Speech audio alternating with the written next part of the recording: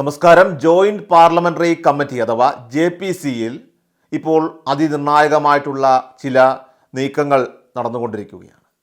ഇപ്പോൾ ഏറ്റവും ഒടുവിലായിട്ട് പ്രിയങ്ക ഗാന്ധിയുടെ കൂടി ചില ഇടപെടലുകൾ നീക്കങ്ങളൊക്കെ തന്നെ ഇതുമായി ബന്ധപ്പെട്ട് നടക്കുമ്പോൾ അത് BJPയുടെ കണക്ക് കൂട്ടലുകളെല്ലാം തന്നെ ഇപ്പോൾ തെറ്റിച്ചിരിക്കുകയാണ്. അവിശ്വാസ പ്രമേയം ഉൾപ്പെടെയുള്ള കാര്യങ്ങളാണ് പ്രിയങ്കയുടെ മുന്നിലുള്ളത്. ഇന്ത്യ മുന്നണിയിൽ പല നീക്കങ്ങൾ ഇപ്പോൾ ഉടലെടുത്തിരിക്കുകയാണ്. അതോടൊപ്പം തന്നെ അതിന് സമാനതകളില്ലാത്ത ഒരു നീക്കം ഇപ്പോൾ BJPക്കുള്ളിലും ഉടലെടുത്തിരിക്കുന്നുവെന്ന് മനസ്സിലായി കഴിഞ്ഞിരിക്കുകയാണ്.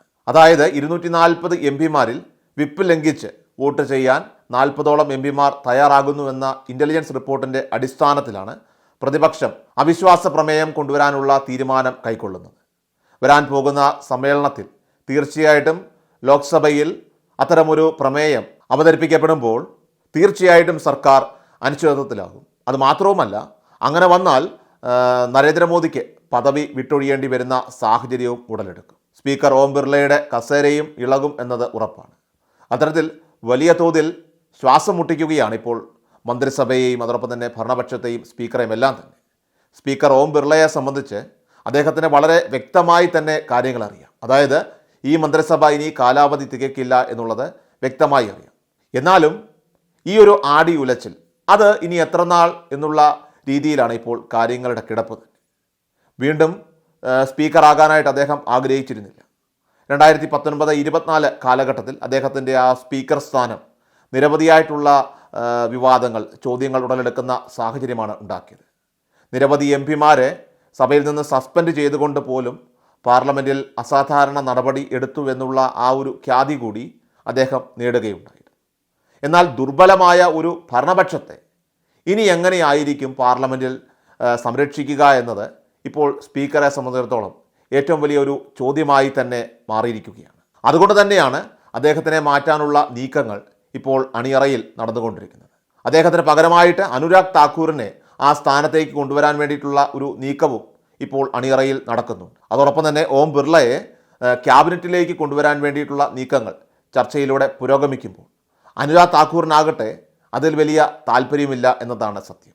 കാരണം BJPയുടെ ഏറ്റവും കൂടുതൽ വർഗീയ പരാമർശങ്ങൾ നടത്തുന്ന വ്യക്തികളിൽ ഒരു വ്യക്തിയാണ് അനുരാഗ് താക്കൂർ.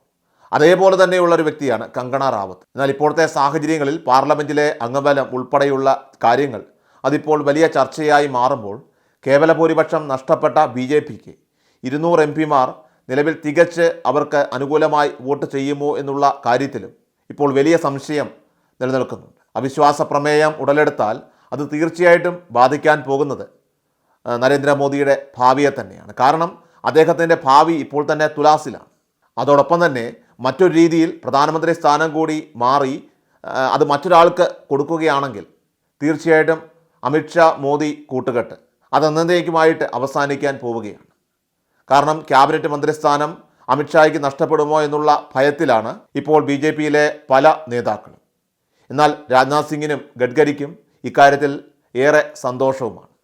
പാർലമെൻറ്റിൽ എല്ലാ സ്ഥാനമാനങ്ങളും അമിത്ഷായും മോദിയും ഒറ്റയ്ക്ക് വഹിക്കുന്നുവെന്നുള്ളത് അത് പാർട്ടി യോഗങ്ങളിൽ വരെ നിശിതമായിട്ടുള്ള രീതിയിൽ വിമർശനം ഉന്നയിച്ച വ്യക്തിയാണ് നിതിൻ ഗഡ്കരി. അതിനെല്ലാം തന്നെ പിന്തുണച്ച വ്യക്തിയാണ് രാജ്നാഥ് സിംഗ്. ഇവിടെ നമ്മൾ ഓർക്കേണ്ട ഒരു പ്രധാനപ്പെട്ട കാര്യം എന്തെന്ന് വെച്ചാൽ നരേന്ദ്രമോദിയെ പ്രധാനമന്ത്രി സ്ഥാനാർത്ഥിയാക്കുന്നതിൽ സുപ്രധാനമായിട്ടുള്ള പങ്ക് വഹിച്ച അതേ രാജ്നാഥ് സിംഗ് തന്നെയാണ് ഇപ്പോൾ നരേന്ദ്രമോദിയെ മാറ്റണമെന്ന ആവശ്യവും ഏറ്റവും കൂടുതൽ ശക്തമായിട്ട് ഉന്നയിക്കുന്നത്.